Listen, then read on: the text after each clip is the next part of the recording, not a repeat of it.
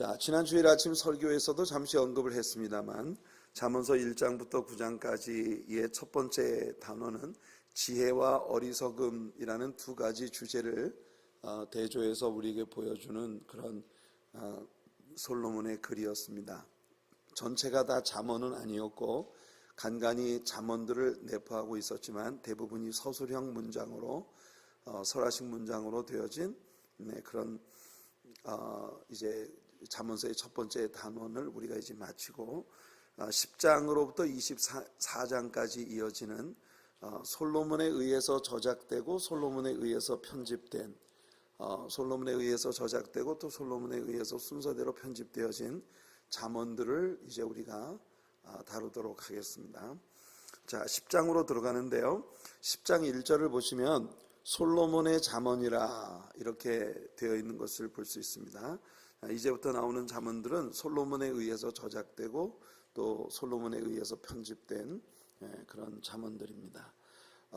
첫 번째 잠언을 보죠. 주일 아침 말씀에서 여러분들에게 말씀드렸던 바로 그 말씀입니다. 잠언서 10장 1절 솔로몬의 잠언이라 지혜로운 아들은 아비를 기쁘게 하거니와 미련한 아들은 어미의 근심이니라.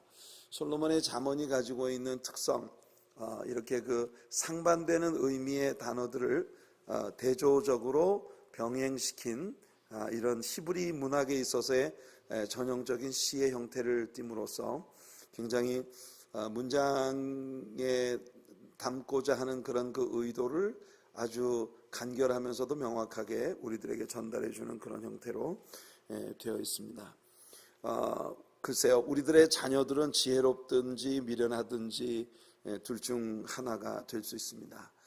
지난 주일에 이 잠언에 대해서 말씀을 드린 것처럼 아들의 영광은 아버지에게 기쁨이 되고 아들의 실패는 어머니에게 근심이 된다. 이게 이 솔로몬의 첫 번째 잠언의 내용인데 왜 기쁨은 아버지 것이고 근심은 어머니 것인지 알 수가 없지만 그러나 사실적으로 부모들의 자식에 대한 그런 마음들이 그렇게 자리를 잡은 것 같습니다.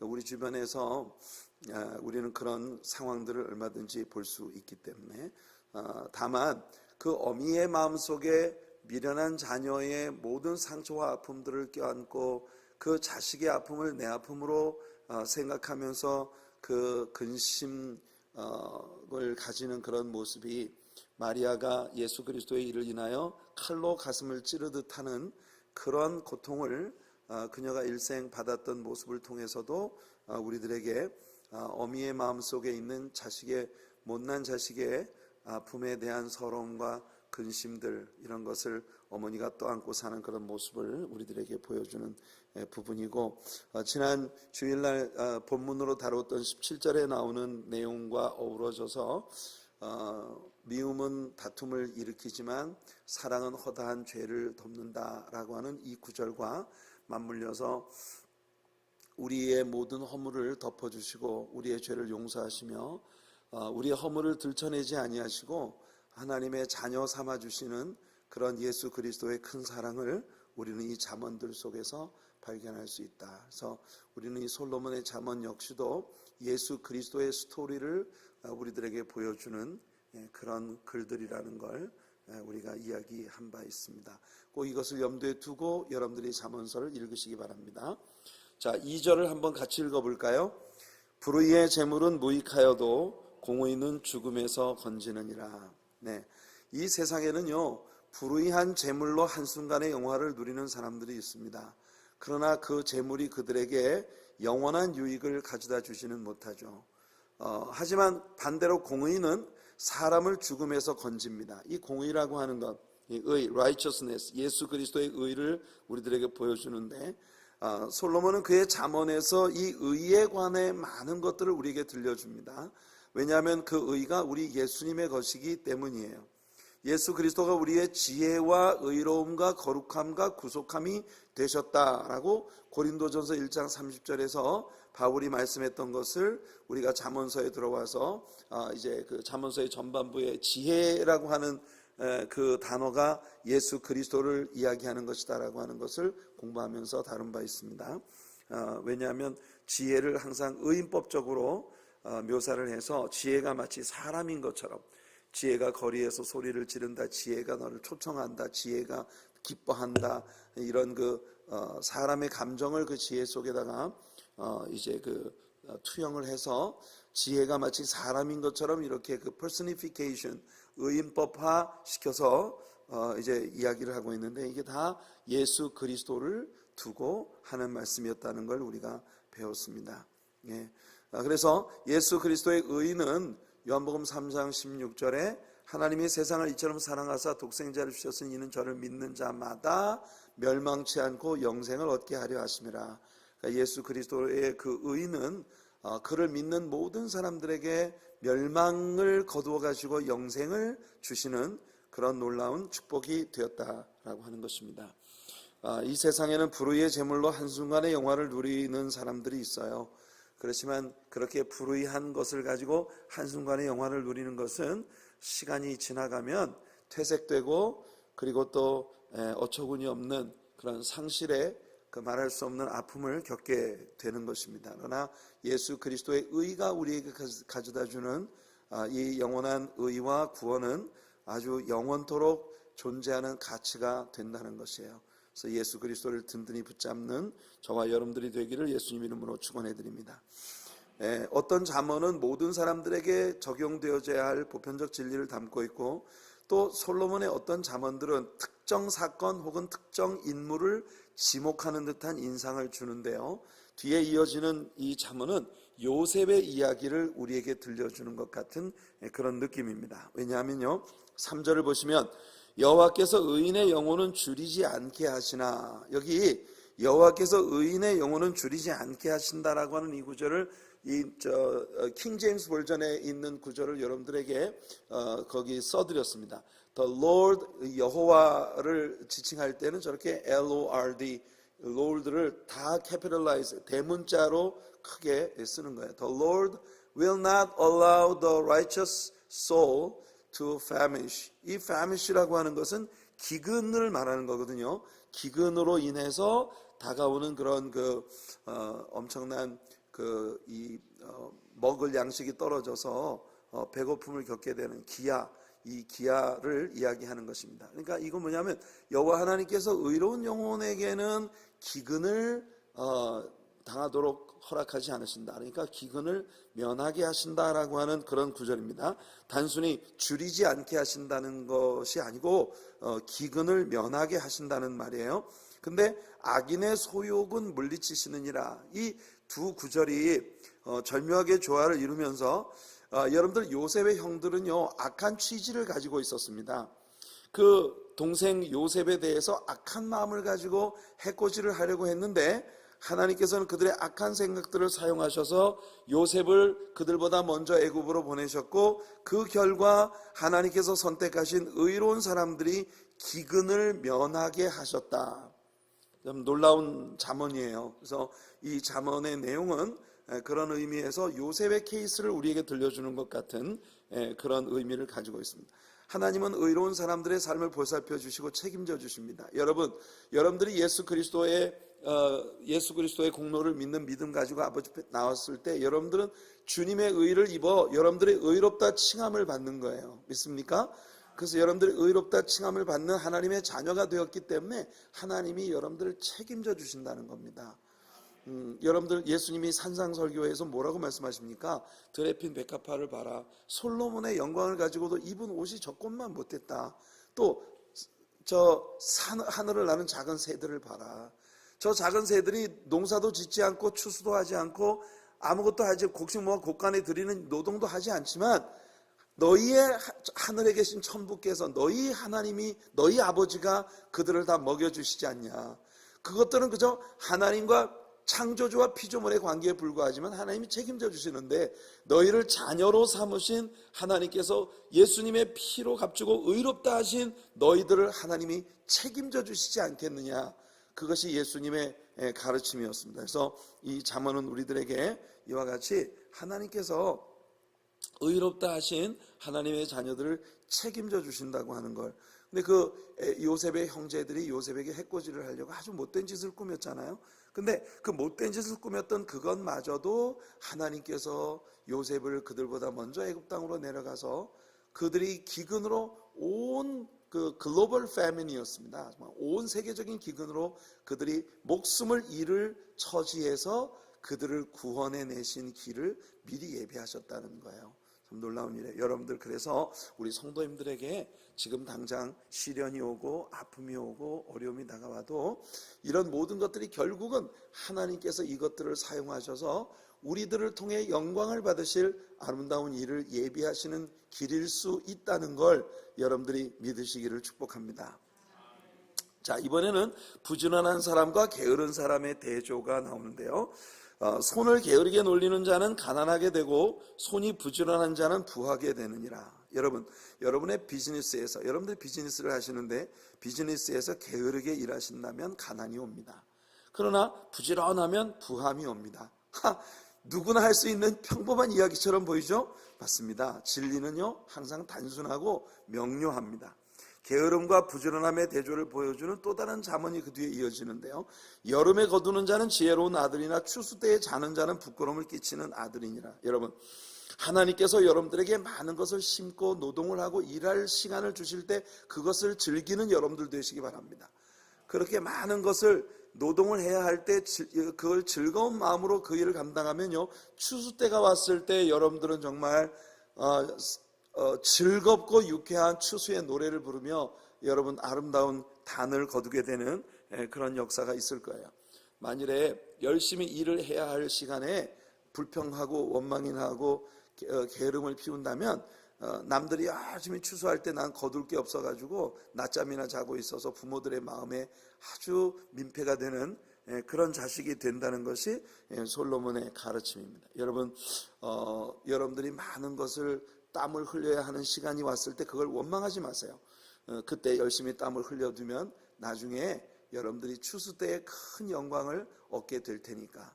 여러분, 이것이 믿음의 생활에 있어서도 마찬가지입니다. 신앙생활할 때 여러분, 이 교회 생활을 하다 보면요, 어떤 때 하나님이 나만 뭘 시키는 것 같은 느낌이 들 때가 있어요. 왜 그렇게 온 교회에 무슨 일만 있으면 왜 다 나한테 다 걸려, 모든 게 다 나한테 주렁주렁 달려있는 것 같은 그런 마음이 우리에게 들 때가 있어요. 근데 여러분, 그럴 때 그렇게 사랑으로 주님을 향한 열정으로 열심히 심어두면 여러분들이 그것들을 거두시는 날이 온단 말이에요. 아멘. 울며 씨를 뿌리러 나가는 자는 기쁨으로 단을 가지고 돌아오리로다. 아멘. 여러분들이 그런 믿음을 가지는 우리 성도님들 되시기를 축복합니다. 자, 이번에 다시 의인과 악인의 대조가 나옵니다. 이 잠언은 마치 다윗과 사울의 비교를 보는 듯한 그런 잠언이에요. 의인의 머리에는 복이 임하나 악인의 입은 독을 머금었느니라. 여러분, 의인의 머리에는 항상 선하고 축복된 생각들이 꽉 들어차 있습니다. 여러분들, 오늘 여러분들의 머릿속에는 무슨 생각이 꽉 들어차 있으신가요?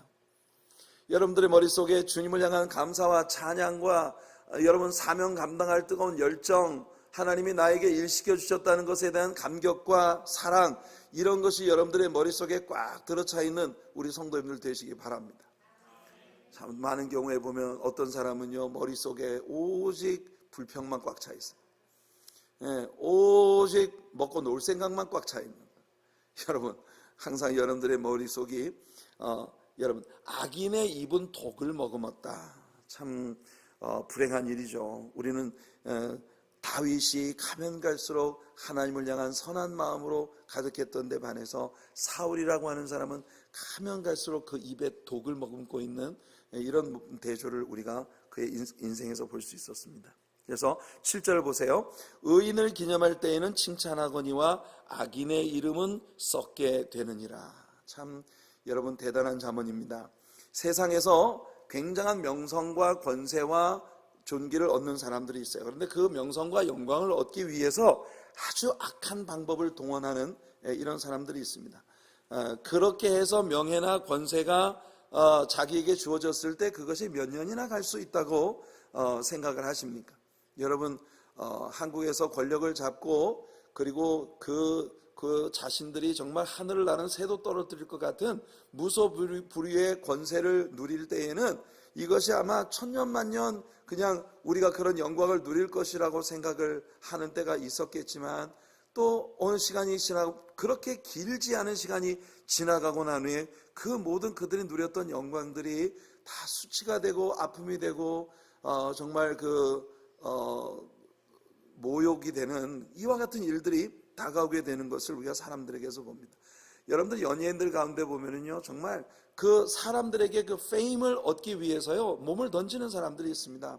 마돈나 같은 이런 그 가수들, 이런 사람들을 보세요. 그 사람들은요 몸뚱이를 그냥 내던집니다. 여러분, 그 어마어마한 청중들 앞에서 거의 빨가벗다시피 하고 나와서 노래를 부르고 춤을 추고 하죠. 그렇게 해서 사람들이 그 사람들에게 막 열광을 합니다. 그런데 여러분들, 그렇게 열광하던 사람들이 그 사람이 다 늙어서 이제는 그 사람들에게 보여줄 아름다움을 더 이상 갖고 있지 않게 되는 그 순간부터 이 세상에 있는 어떤 사람들이 그 사람이 그렇게 해서 얻은 명성을 기억해 줄 것 같습니까? 이 세상에는요 그런 방식으로 명성을 얻으려는 사람들이 굉장히 많아요. 그렇게 인간적이고 세속적인 방법으로 명성을 얻으려는 사람들이 너무 많습니다. 여러분, 그렇지만 이렇게 해서 얻어진 것들은 너무나 정말 어처구니 없이 추풍낙엽처럼 우리에게서 떨어져 가고, 그 영광의 무게만큼 정말 그 영욕의 쓰라린 그런 고통과 아픔만을 사람들에게 남겨주는 그런 일들을 보죠. 하지만 역사가 지나가도 변함이 없는 명성을 가지는 사람들이 있습니다. 예컨대 D.L. 무디 같은 이런 사람의 명성은 여러분, 기독교 역사가 계속되는 한 모든 사람들의 마음속에 길이 남을 만한 명성이에요. 이 사람 초등학교도 제대로 졸업하지 못한 사람입니다. 구두수성공이었어요. 그런데 그 사람이 예수님을 만나고 그리고 하나님의 성령의 능력으로 변화되었을 때 그를 통해서 일으킨 한 세대의 주일학교 부흥운동이나 전도운동은 여러분 길이 크리스찬들의 마음속에 남는 거예요. 바울 같은 사람의 역사를 보세요. 바울은 그 일생 전부를 감옥에 갇히고 채찍에 맞고 태장으로 맞고, 여러분 정말 동족에게 위협받고 또 이방인에게 위협받고, 성읍에서 위험한 일 만나고 광야에서 위험한 일 만나고 바다에서 위험한 일 만나고, 이주일을 밤낮으로 해도 달도 보지 못하는 끔찍한 태풍에 시달리는 인생 전부가, 그래서 바울은 감히 예수 그리스도의 고난의 흔적을 내 몸에 지녔다고 말했습니다. 여러분, 예수님이 40에 하나 감한 매를 십자가에 지시기 전에 맞으셨는데 그 예수님 받으신 그 상처의 깊이가 얼마나 깊이 남아있었다고 합니까? 그런데 바울은요 그런 채찍을 5번이나 맞았단 말이에요. 생각해 보세요. 온몸에 성한대가 있었겠습니까? 아마 바울을 벗겨놓으면 온 전신이 거미줄처럼 타고 다니는 상처의 흔적이 있어요. 바울 사도는요 예수 그리스도의 흔적을 내 몸에 가지고 있다고 그는 그렇게 말할 수 있었어요. 그렇게 고난으로 점철된 삶을 살았지만, 여러분 훗날 역사를 연구하고 아놀드 토인비가 고백한 말이 뭐냐?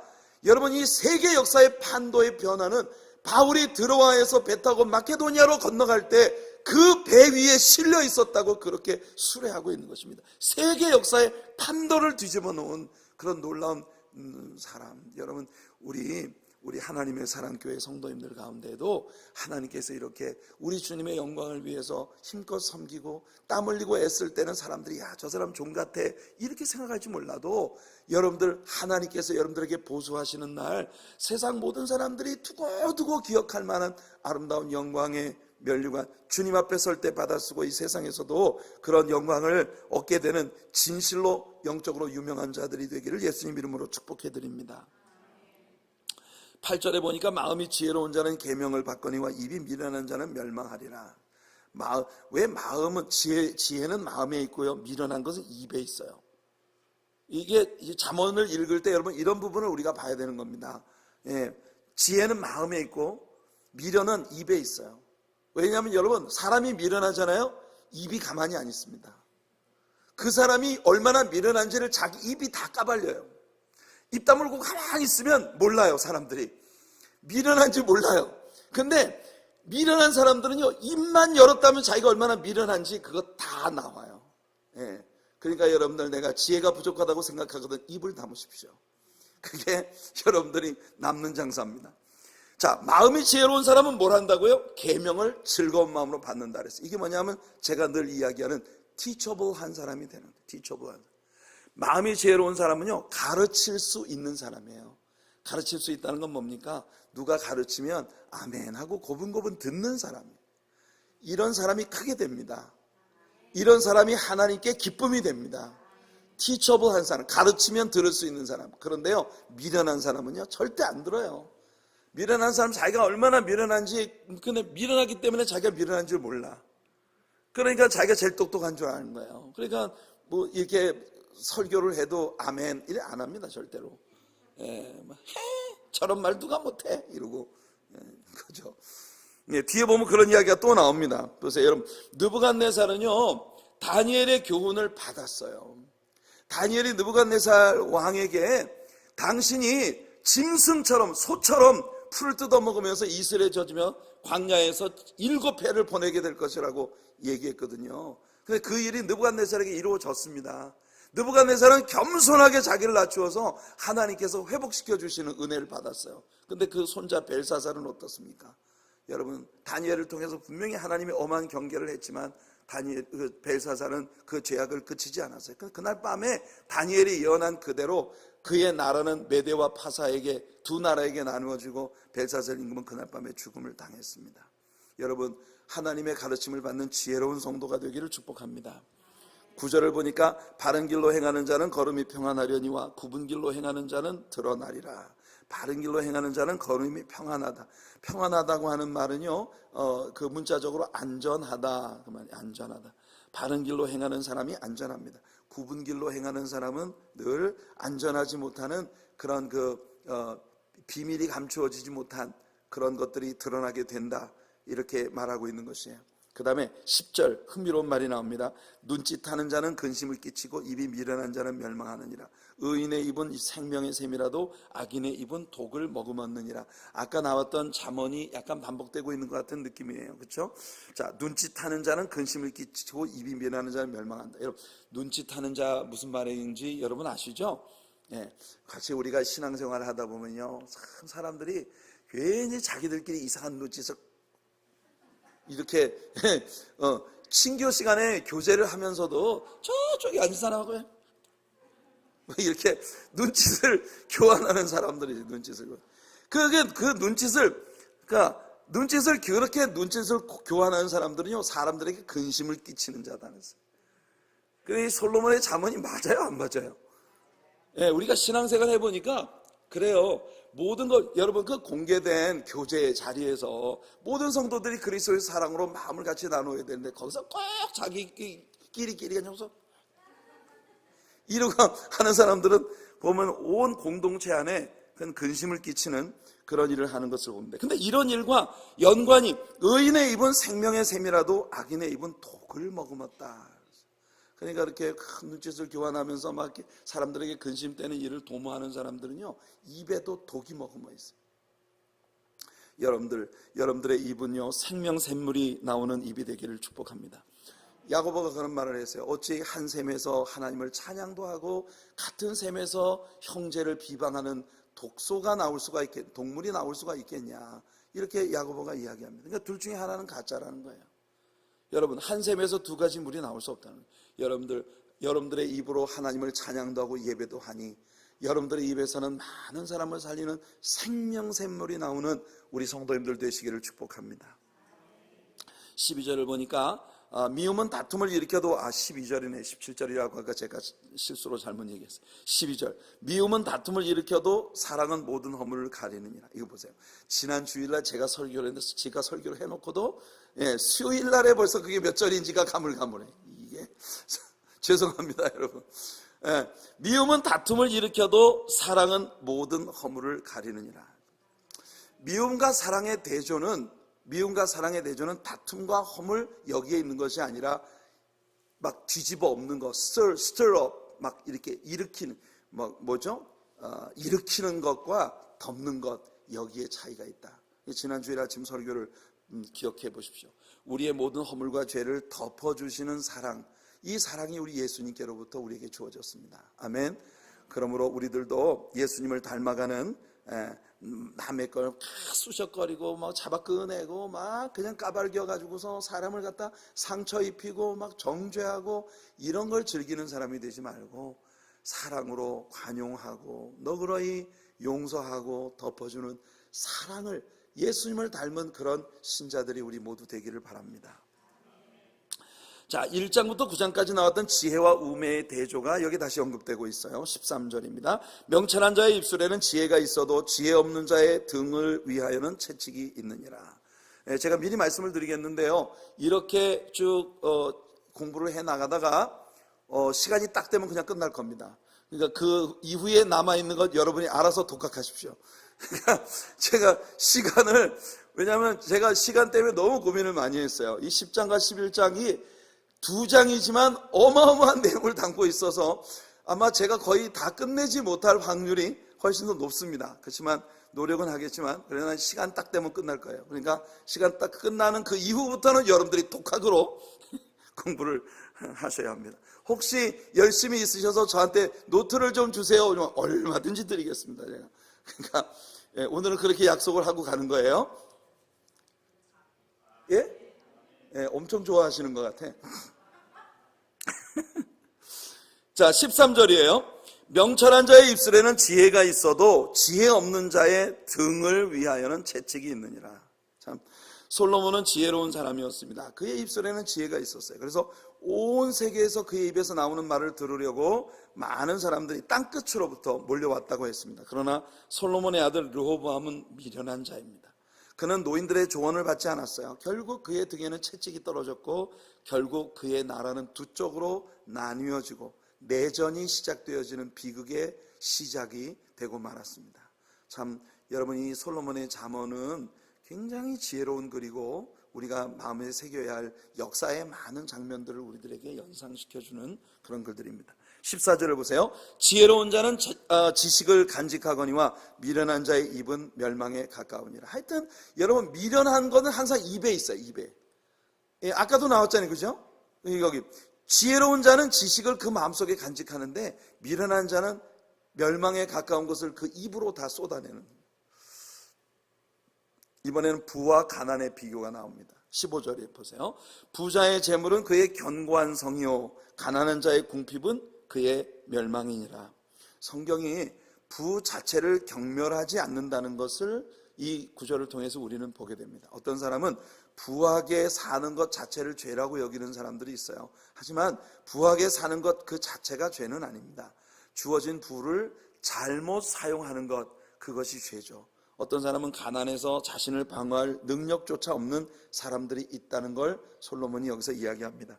여러분, 우리 하나님의 사랑교회 성도님들 가운데는 그래서 자기를 멸망에서 건질 수 있는 그런 상황조차도 이르지 못하는 그런 가난함에 내던져지는 그런 분들이 우리 교회에 한 분도 없으시기를 바라요. 간절히 바랍니다. 하나님께서 여러분들 모두에게 물질의 축복을 주셔서 하나님의 영광을 위해서 많은 것을 영광스럽게 사용할 수 있는 복을 누리게 하시는 은혜가 하나님께로부터 여러분에게 꼭 있으시기를 축복합니다. 하지만 혹시 내가 가난하다 하더라도 그 또한 가난함 자체가 저주라고는 여러분 여기지 마세요. 어떤 사람은 부자로 살게 하심으로써 하나님께서 영광을 취하시는 사람도 있지만 어떤 사람은 아주 가난한데도 불구하고 부자 못지않게 마음의 신앙적인 넉넉함과 자유함을 가지고 살아가는 모습을 통해 하나님을 영화로우시게 하기 위해 선택된 사람들도 있다는 것을 여러분들 잊지 마시기 바랍니다. 그러니까 우리는요, 언제나 진리를 편협하게 적용해서는 안 됩니다. 하나님은 모든 사람들을 다 다양하게 들어쓰시는 분이시기 때문에 우리가 어제 제자학교에서도 그 이야기를 했습니다만은 여러분, 동일한 시간에 야고보와 베드로가 감옥에 갇혔어요. 근데 야고보는 순교하게 하셨고 베드로는 구출해 주셨단 말이에요. 하나님이 각자를 사용하시는 방식이 다 다르다는 걸 우리가 이런 것을 통해서 봅니다. 16절을 보면 의인의 수고는 생명에 이르고 악인의 소득은 죄에 이르니라. 이 의인과 악인의 대조가 여기 다시 나오는데 의인은 생명에 이르는 수고를 하고 악인은 죄에 이를 소득을 위해서 일을 한다 라고 말하고 있습니다. 여러분들에게 주어지는 소득을 어디에 쓰시렵니까? 그래서 여러분 우리는 항상 배웁니다. 물질을 구하기 전에 물질이 있어야 되는 이유를 먼저 확고하게 가져야 한다. 그래야 물질이 복이 됩니다. 여러분 건강을 구하기 전에 건강 주시면 그 건강한 몸 가지고 내가 뭐 할 건지 이게 먼저 정립이 돼야 주어지는 건강이 나에게 복이 되는 거예요. 예, 그러니까 여러분 하나님 앞에 이런 것을 구하는 성도님들 되시기 바랍니다. 다시 교훈을 즐겨받는 자와 교훈을 무시하는 자에 대한 대조가 또 이어집니다. 그러니까 이 같은 주제가 계속 이렇게 반복되고 있는 걸 봅니다. 훈계를 지키는 자는 생명길로 행하여도 징계를 버리는 자는 그릇 가느니라. 이 잠언은 압살롬을 우리들에게 연상시켜줍니다. 그는 훈계를 멸시했고 아버지의 왕국을 빼앗으려 했는데요, 올바른 징계를 버리는 자는 언제나 그릇 가게 되어 있어요. 하나님께서 가책을 주실 때 베드로는 회개했고 동일한 가책을 받은 가룟 유다는 자살했습니다. 여러분 동일한 가책을 받았어요. 근데 베드로는 같은 가책을 받고 하나님 앞에 회개했고 하나님 앞에 훌륭한 초대교회의 기둥으로 쓰임을 받았는데 동일한 가책을 받은 가룟 유다는 자살해버리고 말았어요. 선택은 언제나 여러분들의 마음속에 있습니다. 지혜로운 성도님들 되시기를 축복합니다. 18절을 보면 미움을 감추는 자는 거짓된 입술을 가진 자요 중상하는 자는 미련한 자이니라. 자, 이거 같이 한번 읽어볼게요. 18절 같이 읽어볼게요. 시작. 미움을 감추는 자는 거짓된 입술을 가진 자요 중상하는 자는 미련한 자이니라. 자, 여러분 잘 들어보세요. 어떤 사람을 향한 미움을 마음에 가지고 있으면서 아닌 척하고 사는 사람이 있어요. 진짜 어떤 사람이 정말 너무 미운데 미우면서도 그 사람 참 훌륭한 사람이에요. 좋은 사람, 나도 그 사람 엄청 좋아해요. 이렇게 이야기하는 사람이 있어요. 근데 잠언은 말하기를 그 사람은 거짓 입술을 가진 자다. 좋게 이야기하고 있지 않습니다. 그러면 내가 누군가를 미워하면 미워한다고 내가 얘기를 직언을 하라는 뜻인가요? 그 뒤에 보니까 여러분 중상하는 자는 미련한 자이니라 그랬거든요. 솔직히 내 마음속에 있는 미움, 어떤 사람에 대한 미움을 내 입으로 또 이렇게 쏟아내는 사람은 미련한 자라는 거예요. 그러니까 마음속에 미움을 품었는데 거짓된 입술, 마음속에 미움을 품었는데 아닌 척하면서 겉으로는 이야기를 하는 거는 지혜로운 게 아니고 뭐라고 했어요? 그건 무슨 거짓말쟁이다. 근데 마음속에 있는 미움을 그래 나는 솔직하게 난 까발리는 게 좋아 이러면 나는 원래 겉과 속이 똑같은 사람이야 이러면서 나는 너를 미워해 이러면서 또 아니면 딴 사람한테 가가지고 저거 아주 그냥 싸가지가 없다니까 막 이러면서 중상하는 그런 말을 딴 사람하고 하면 그 사람은요 미련한 자라니 미련한 자. 그럼 어떡하라는 겁니까? 예? 맞습니다. 그거예요. 남에 대한 미움을 마음속에 품지 말라는 거예요. 미워하면서 아닌 척하는 거는 거짓 입술이고 미워하니까 나는 미워한다고 말할 거야. 이건 미련한 짓이란 말이에요. 그러니까 뭘 어떻게 해야 되나? 미워하는 마음을 우리 마음속에 품지 말아야 된다. 아주 똑똑하십니다, 여러분. 알기는 면장보다 더 잘하세요. 그러니까 여러분 우리는 절대 우리 마음속에 누군가에 대해서 미움을 품지 않는 그런 우리 성도님들 되시기 바랍니다. 하나님은요 남에 대해서 중상모략하는 사람 정말 싫어하십니다. 하나님이 미워하시는 헤이트 리스트가 있어요. 여러분 레위기 19장 16절 17절 말씀 보면 하나님 말씀하십니다. 너는 내 백성 중에 돌아다니며 사람을 비방하지 말며 내 이웃의 피를 흘려 이익을 도모하지 말라. 나는 여호와니라. 너는 내 형제를 마음으로 미워하지 말며 내 이웃을 반드시 견책하라. 그러면 내가 그에 대하여 죄를 담당하지 아니하리라. 너는 누구도 미워하지 말라는 거예요. 어떤 사람이 너한테 못된 짓을 하거든 형제에게 가서 정직하게 말해라. 왜 그러십니까? 우리 그러지 맙시다. 그러면 네가 죄를 면할 것이다 이거예요. 그러니까 절대로 여러분 남에게 찾아다니면서 딴 사람 이야기 중상모략하는 거 하나님은 아주 싫어하시는 일이에요. 오늘 이 시간부터 우리 하나님의 사랑교회 성도님들 중에는 본인이 없는 자리에서 남 이야기하는 거 일체 하지 않기로 약속합시다. 아멘. 이 오늘의 아멘이 굉장히 무게가 있는 아멘입니다. 그러니까 여러분, 우리가 남 없는 데서 남 중상하는 거 하나님이 아주 싫어하시는 일이니까, 아무리 내가 잘났고 저 사람이 못났다 하더라도 남 이야기, 딴 사람들 사이에서 중상 모략하는 이야기 하지 않기로 우리 오늘 약속했어요. 아멘. 그 다음은 쉬지 않고 말을 하는 사람과 침묵을 지키는 사람의 대조를 보여줍니다. 19절을 보니까 말이 많으면 허물을 면하기 어려우나 그 입술을 제어하는 자는 지혜가 있느니라. 사람이 말이 많으면 실수가 따르게 돼 있어요. 그 입술을 제어하는 사람은 지혜가 있는 사람입니다. 저는요, 설교자로 어린 나이부터, 나이 20살부터 설교자로 인생을 살았기 때문에 항상 말을 많이 해야 되는 사람입니다. 그러니까 제가 허물이 많아요. 항상 강대상에서 항상 말을 많이 하는데, 진리의 말씀을 가르치는 말만 많이 하는데도 제가 말하다 보면 생각하지 않았던 말이 괜히 툭 튀어나와가지고 실수가 된다니까. 그러니까 여러분, 성경 말씀의 진리만 말하면 문제가 없는데, 그래서 제가 선택한 방법이 있어요. 강대상에서 어쩔 수 없이 말을 많이 해야 되지만 내려가면 입 다물고 살자. 여러분들이 정 목사를 볼 때 저 목사는 좀 이상해 라고 생각하는 비밀이 이제 풀렸죠? 왜 제가 강대상 밑에만 내려가면 입을 함구하고 사느냐? 말이 많은 사람은 허물이 많게 마련인데, 이 강대상에서 어쩔 수 없이 말을 많이 해야 되는 사람이다 보니 강대상에서 허물 많은 것만 해도 감당을 못하겠는데 내려가서까지 허물 쌓을 일이 있겠습니까? 그러니까 입 다무는 게 상책이다. 논리가 이상한가요? 이상해요? 여러분, 정 목사를 불쌍히 여겨주시기를, 정 목사를 향해서 불쌍히 여기는 마음을 가지시는 성도님들 되시기를 축복합니다. 난 축복한다고 했어요. 자, 20절을 보면, 그래서 의인의 혀는 수능과 같거니와 악인의 마음은 가치가 적으니라. 때로 우리는 놀라운 지혜의 말들을 머금은 입을 가진 사람들을 봅니다. 아주 대판 싸움이 벌어질 자리에 이 사람이 와서 말 한마디 툭 던지면 화해가 쫙 돼버리는 이런 은사가 있는 사람들이 있어요. 우리 하나님께서 우리들에게 그런 은사를 많이 주셨으면 좋겠습니다.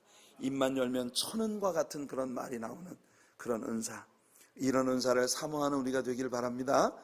사모하면 주신다고 했거든요. 21절에 보니까 의인의 입술은 여러 사람을 교육하나 미련한 자는 지식이 없어 죽느니라 그랬어요. 사무엘은 지혜가 있었고 그래서 여러 사람을 교육하는 자였습니다. 그러나 사울은 미련한 자였고 하나님의 뜻을 아는 지식이 없으므로 비참한 죽음을 죽었습니다. 이번에는 대조가 아닌 선언이에요. 22절, 여호와께서 주시는 복은 사람을 부하게 하고 근심을 겸하여 주지 아니하시느니라. 글쎄요, 이 잠언을 해석하는데 상당히 어려움이 있습니다. 여러분, 근심 없는 복, 근심 없는 물질, 물질의 복을 받되 근심하지 않아도 될 물질. 요즘에 보니까 돈이 많다고 그게 다 내 돈이 아니더라니까. 그 많은 돈이 근심 덩어리인 돈인 사람들이 많더라고요. 근데 여러분들 하나님께 복을 받으시되 근심 전혀 할 필요 없는 물질의 복을 받는 여러분들 되시길 바라요. 그러니까 여러분, 돈 많다고 자랑할 거 없습니다. 여러분, 진정한 부와 축복은 은행에 얼마의 밸런스를 가지고 있느냐 하는 데 있지 않고 우리 하나님과 함께 누리는 행복을 갖고 있느냐, 여기에 있는 것이라고 확신합니다. 여러분, 아합이라는 사람과 엘리야를 비교해 보세요. 아합왕은요, 왕이 될 때 나봇이라는 불쌍한 사람의 포도원을 갈취하기 위해서 그에게 억울한 누명을 뒤집어 씌우고 그를 죽였어요. 그래서 개들이 와서 그의 피를 핥아 먹었습니다. 수단과 방법을 가리지 않고 불을 쌓았던 사람이에요. 그는 이스라엘의 최고의 권력자가 되었습니다. 그러나 그에게 진정한 행복은 없었어요. 늘 하나를 가지면 더 큰 것을 갖고 싶었고, 그래서 죄악된 방법으로 모든 것을 가질수록 마음에서 죄책과 하나님의 심판에 대한 두려움이 샘물처럼 솟아나는데, 저 엘리야라는 눈에 가시 같은 놈이 맨날 옆에 나타나가지고 하나님의 말씀으로 직언을 하는데 저걸 죽여야 속이 시원할 것 같은 이런 마음마저 갖게 되는 겁니다. 여러분이 이런 아합을 우리는 행복한 사람이라고 절대로 볼 수 없죠. 여러분, 절대 아합 같은 부자는 되면 안 됩니다. 아합 같은 권세자는 되면 안 됩니다. 여러분, 반대로 엘리야 같은 사람은 보세요. 하나님은 엘리야를 아주 처절하게 낮추셨습니다. 여러분, 우리가 열왕기상 17장에서 하나님이 엘리야를 세 가지 방식으로 낮추시는 걸 봤어요. 첫째는 율법이 부정한 새라고 규정하고 있는 까마귀를 시켜서 떡과 고기를 물어다 먹이셨어요. 왜 하필이면 비둘기가 아니고 까마귀입니까? 하나님이 엘리야를 낮추시는 거예요. You are nothing. Without me, you are nothing. 하나님의 교훈은 바로 그겁니다. 그리고 또 그거 이제 그리 시냇물이 다 마르고 나니까 그 다음에 하나님은 그를 어디로 보내세요? 이방인 땅의 사르밧 지역의 과부에게로 보내는데, 그 과부가 돈이라도 많은 과부냐, 기름병에 기름 조금 남고 통에 밀가루 조금 남은 거 요거 가지고 아들하고 나뭇가지 주워다가 오늘 떡 하나 구워 먹고 내일은 죽자는 이 정말 너무너무 불쌍한 과부에게 엘리야를 보내면서 그 집에 가가지고서 앞으로 가뭄에 남아있는 모든 시간 동안 그 사람한테 얻어먹으라는 거예요. 세상에 벼룩도 낯짝이 있지, 오늘 빵 하나 구워 먹고 내일은 죽겠다고 나뭇가지 죽고 있는 사람들한테 가가지고 야, 나무 위에서 먼저 떡을 만들어 와라, 그 다음에는 니들 해 먹어라. 없는데 아무것도? 그런데 하나님이 엘리야를 그렇게 시키신 거예요. 왜입니까? 예수님이 신약 성경에서 그렇게 인용하셨어요. 그때 히브리 땅에는 과부가 없었더냐? 그리고 과부들도 돈 많은 과부 얼마나 많아. 그런데 하필이면 사르밧 지역에 그 가난한 과부에게 엘리야를 보내신 게 무슨 뜻이에요? 엘리야를 낮추시는 겁니다. 엘리야야, 네가 살고 죽는 건 나한테 달려있어. 그걸 하나님은 철저히 보여주시는 거예요. 그 다음에 이 또 사르밧 과부의 아들이 또 죽었어요. 그래가지고서 엘리야가 어떡합니까? 그 아이의 죽은 시체 위에 엎드려가지고 기도를 할 때 이 아이가 살아났어요. 근데 여러분, 이 엘리야도 하나님 앞에 구별되어진 종이기 때문에 나시린입니다. 그런데 나시린의 규례 가운데 시체를 가까이 하면 안 돼. 근데 하나님은요, 그에게 그렇게 하지 않을 수 없는 절체절명의 상황을 그에게 주신 거예요. 보세요, 엘리야를 하나님이 그렇게 낮추셨습니다. 그렇게 낮추셨더니 엘리야가 어떤 사람이 됐어요? 엘리야는 사실 가진 거 아무것도 없어도 큰 소리 뻥뻥 치는, 자유함이 넘치고 유머가 넘치는 그런 사람이에요. 여러분, 갈멜산상에서 여러분 850대 1의 싸움을 싸우는 모습 보세요. 엘리야는 처음부터 희낙낙했습니다. 이게 지금 게임이 무슨 게임이냐면 제단에 불 내리는 게임이거든요. 근데 엘리야는 제단에다 뭘 갖다 부었어요? 물을 갖다 부었다니까. 또랑을 만들어서 또랑이 아주 차고 넘치도록 물을 갖다 부었어요. 이거 무슨 뜻입니까? 자신 있다 이 말이에요. 이런 세상의 물 가지고도 거칠 수 없는 하나님의 불이 여기 떨어질 거라는 걸 믿었단 말이죠. 야, 니네들 한번 해봐라. 아침부터 저녁까지 이 바알을 숭배하는 자들이 막 온갖 그냥 온갖 짓을 다 하면서 막 괴성을 지르고 막 하는데, 아니 아무 일도 안 일어나는 거예요. 그러니까 엘리야가 뭐라고 합니까? 야, 니들 신이 지금 어디 잠깐 놀러 갔는지 아니면 낮잠을 주무시는지 좀 더 세게 해, 좀 더. 그래야지 어디 그거 깨겠냐? 좀 더 세게. 엘리야가 그러니까 바알 신을 숭배하는 자들이 그냥 막 화가 나가지고 칼을 가지고 자기 몸을 막 그으면서 막 자해를 하면서 막 온갖 괴상한 짓을 다 하는 거예요. 그런데 다 이제 안 되겠냐? 그 엘리야가 하나님 앞에 기도했더니 어떻게 됩니까, 여러분? 불이 떨어져서 그 또랑에 물을 다 핥아버렸다 그랬어요. 엘리야는 진짜 부자입니다. 그 사람 육신적으로 가진 거 아무것도 없어 보여도 하나님을 가진 자예요. 여러분들이 하나님 앞에 그런 복을 누리는 성도님들 되시길 축복합니다.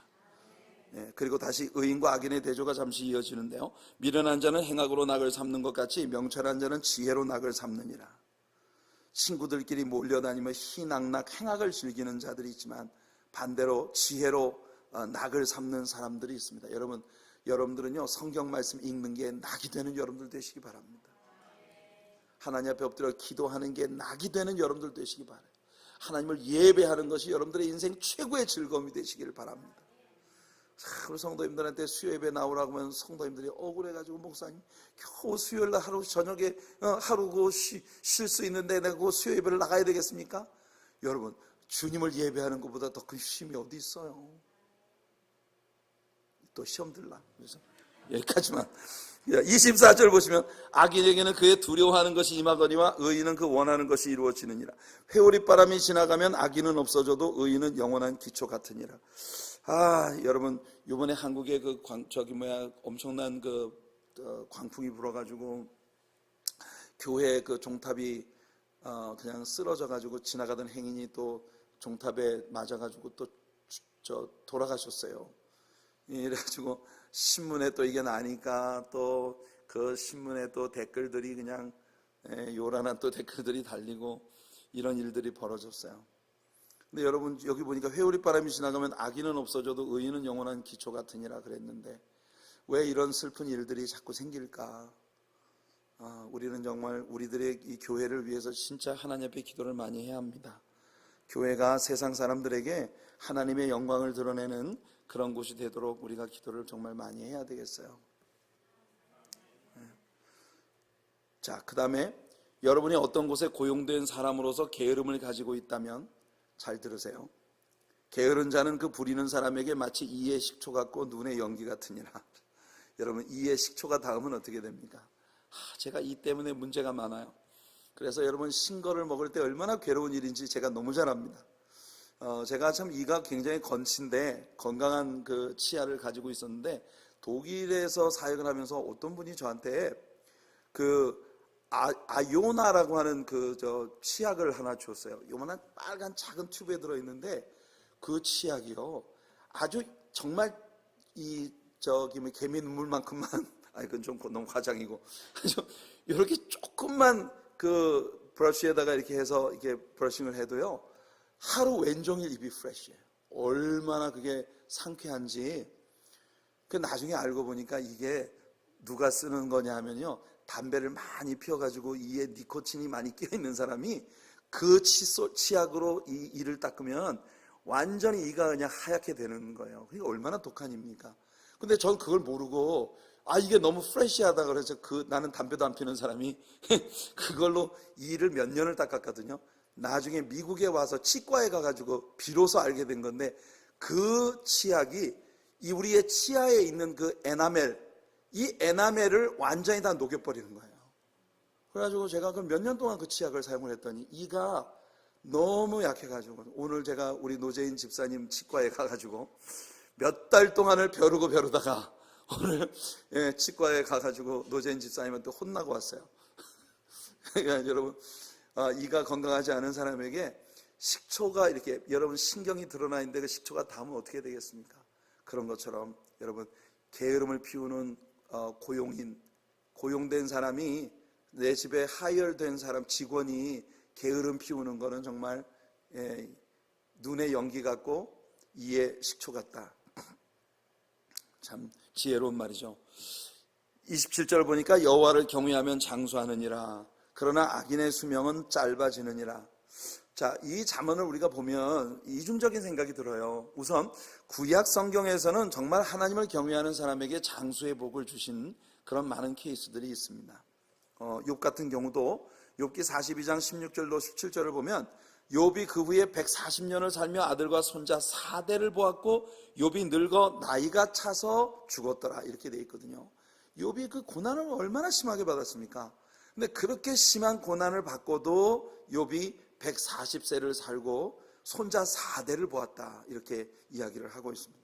그러니까 욥이 정말 장수의 복을 누린 거죠. 우리가 얼마 전에 배웠던 잠언서 3장에서 오복, 신자의 오복 기억나시죠? 하나님을 경외하는 사람에게는 장수의 복을 주신다고 하나님이 약속을 했거든요. 근데 그렇다면 제가 이야기하는 것이 구약시대에는 진짜 그런 복을 하나님이 많이 주셨다. 그러면 신약은 아니란 말인가요? 신약시대에도 하나님이 장수의 복을 누리게 하시는 이들이 있습니다. 예컨대 저희 어머님 같은 분이 그러세요. 저희 어머니는 몸이 아픈 데가 너무 많으셔서 40대에 우리 어머님은 50을 넘기기 어려울 거라고 그렇게 얘기를 했거든요. 근데 우리 어머님 거의 90을 사셨잖아요.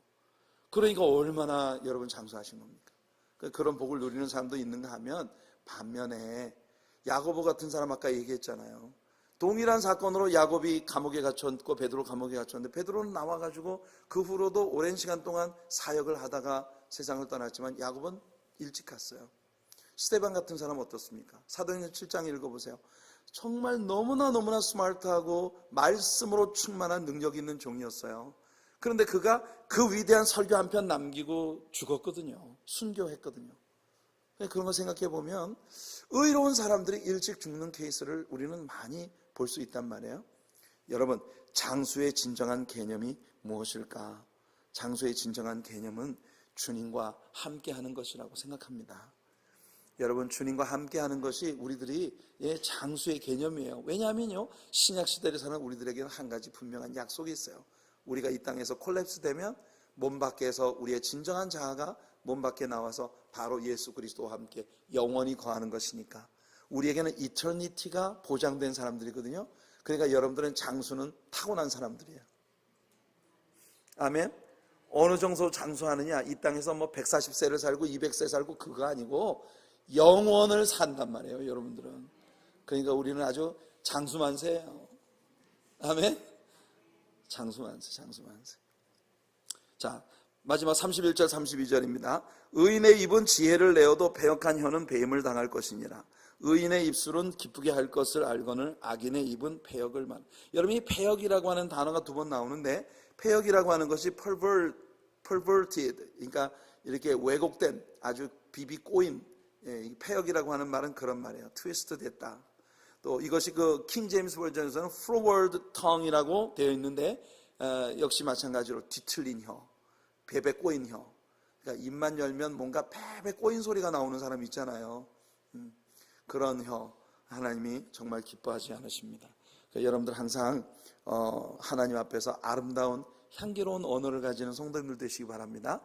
자, 잠언서를 우리가 이제 이 10장을 공부해 보니까 계속 반복되는 교훈들이 의와 악에 대한 거, 게으름과 부지런함에 대한 거, 부와 가난에 대한 거, 장수와 또 하나님의 징계에 대한 거, 이런 것들이 계속 교차적으로 반복되고 있는 그런 교훈들이라는 걸 우리가 보게 됩니다. 여러분, 우리 오늘 저녁 예배에 오신 성도님들, 하나님의 그 큰 복을 누리는 우리 성도님들 되시기를 바랍니다. 아직도 시간이 조금 있으니까 11장으로 들어가서 조금만 더 할게요. 잠언서 11장은 비즈니스의 정직성에 대한 말씀으로 시작이 됩니다. 저는 제가 섬기는 우리 성도님들이 사업에서 정직한 성도님들이 되시기를 소원합니다. 남을 속여야 되는 비즈니스는 하지 마세요. 그리고 남에게 어려움을 주는 비즈니스는 하지 마세요.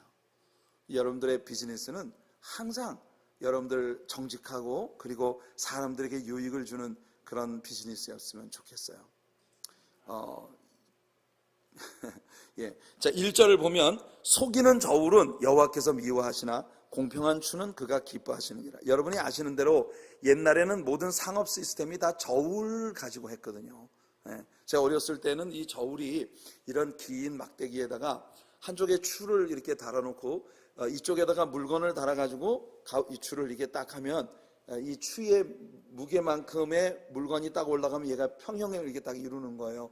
그런 저울을 사용했는데 서양에서는 다 천칭을 사용을 합니다. 이게 두 개의 접시가 있어가지고 한쪽에다 추를 놓고 이쪽에 물건을 놓으면 동일한 무게를 가진 물건이 올라오면 얘가 이렇게 평행을 이루는 거예요.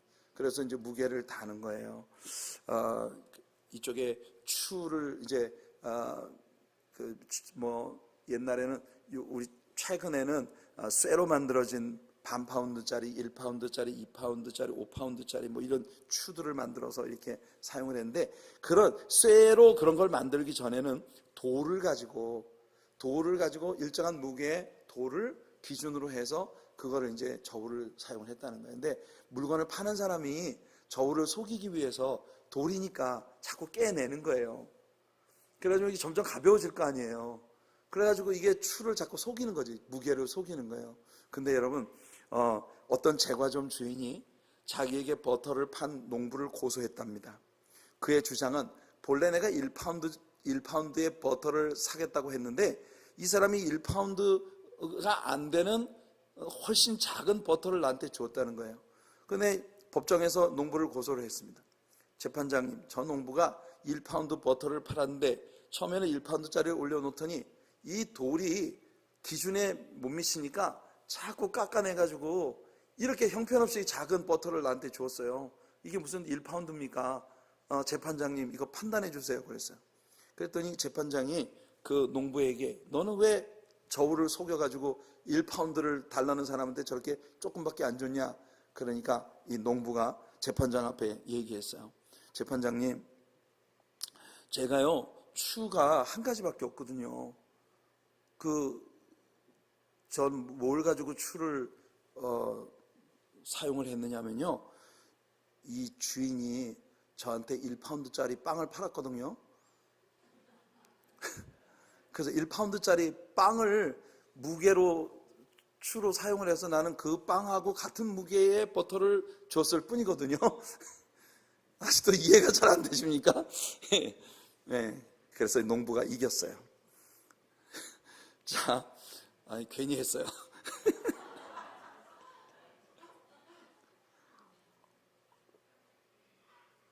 저는 이 글을 책에서 읽으면서 야, 우리 성도님들이 엄청 웃겠다고 기대하고 했는데 겨우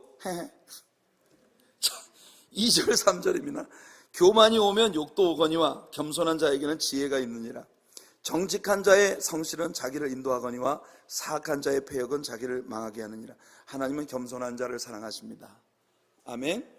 예, 우리 찬송에도 있죠. 겸손한 자 찾도다 모시어 드리세. 하늘에서 부르네 모시어 드리세.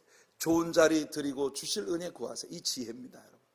우리 하나님 앞에 좋은 자리 드리고 주님께로부터 주실 은혜를 구하는 겸손한 자리에 처하는 저와 여러분들이 되기를 바랍니다. 4절에 보니까 재물은 진노하시는 날에 무익하나 공의는 죽음에서 건지느니라. 이 하나님의 진노의 날에 여러분이 얼마나 부자였는지는 아무런 유익도 여러분들에게 주지 못합니다. 하나님의 진노의 날에 여러분을 건지는 것은 오직 예수 그리스도의 의밖에 없음을 믿으시기 바랍니다. 글쎄요, 오늘날은 여러분들 중에 내가 뉴저지에서 제일 부자다라는 것이 자랑이 될 수 있는 사람이 있을지 모르겠지만, 지옥에 들어가서 내가 지옥에서 제일 부자야, 이거 자랑 되겠습니까? 지옥에 들어가서 내가 지옥에서 제일 부자야, 그 무슨 의미가 있어요? 여러분, 예수님은 말씀하십니다. 너희가 모든 그 온전한 것을 가지고 지옥에 떨어지는 것보다 여러분들이 정말 아끼고 사랑하는 것들을 다 떼어놓고 천국에 들어가는 것이 더 낫다, 이렇게 주님이 가르치시고 계십니다. 여러분, 지옥에서 부자라는 것 자랑하는 그런 사람은 없을 거예요. 예수님의 비유에도 거지 나사로는 아브라함의 품에 바로 안겼는데 어리석게 살던 부자는 음부의 뜨거운 불꽃 가운데에서 고통을 받고 있는 그런 모습을 보았습니다. 자, 여기까지만 하겠습니다. 제가 시간 되면 끝내겠다고 했으니까 나머지는 여러분들이 독학으로 해결하시길 바랍니다.